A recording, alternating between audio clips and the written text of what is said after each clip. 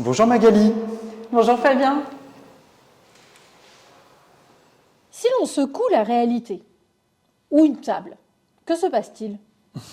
Toi, je crois que tu as vu les tableaux pièges de Spoeri. Comme Léger, en fin de compte, il a recréé une nouvelle réalité. Mais tu veux dire qu'il fait partie des nouveaux réalistes? Alors, tu sais que Léger ne faisait pas partie des nouveaux réalistes, mais dès les années 1920, il parle d'une nouvelle réalité dans l'art. Tout tourne autour de l'objet. Par exemple, là, les contrastes d'objets, on a l'impression qu'il a fait sauter le bureau, les clés sont flottes, cette grande forme ronde à l'arrière qui représente le canotier devient une forme totalement abstraite et des éléments utiles aux artistes sont présentés. On va voir à la fois des plumes sergent-major, un outil qui sert à découper, une craie, et le tout contraste avec cette magnifique dame qui ressemble à une Vénus dansante. Comme je vois Katharina Douwen, j'ai l'impression que Daniel Spoeri est le spécialiste de l'accumulation d'objets du quotidien. Oui, encore un autre. Après Armand, effectivement, on a Daniel Spoeri qui, alors lui, dès les années 1960, va créer des ensembles d'objets du quotidien, qu'il va créer des tableaux pièges.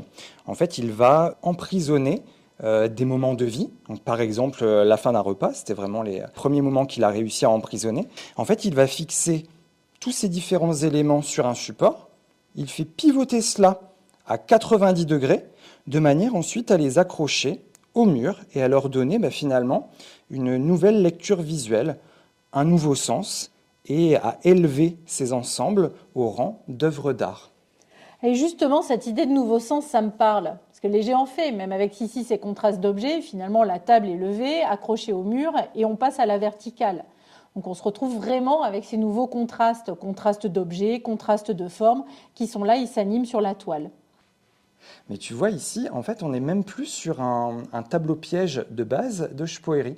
En fait, on est presque sur une forme d'évolution de son concept de base. Dans tous les cas, on reste quand même dans une forme d'accumulation. Oui, oui, effectivement. Voilà, là, on a affaire à une table d'écolier, accompagnée de sa chaise, qui fait partie de sa série appelée les palettes d'artistes. Et Spoeri a produit ces palettes à partir des années 1980. À vrai dire, la palette de Léger est un objet vraiment très curieux. C'est un objet qui est très massif, très volumineux.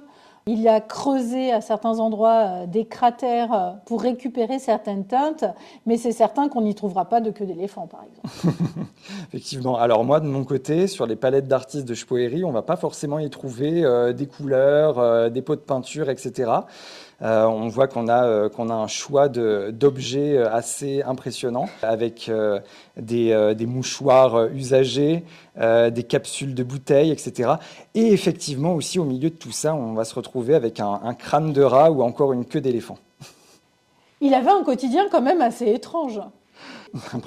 Ici, sur cette table de travail, qui est en fait celle de la compagne de Spoeri, on peut observer des objets qui ont été chinés progressivement au puce de Munich. Pour cette exposition, lors de l'installation, en fin de compte, on avait dû changer de mur parce que l'œuvre est extrêmement lourde. Donc il fallait un mur porteur, sinon la table allait tomber. Ça aurait renversé à nouveau l'ensemble de la composition. Exactement.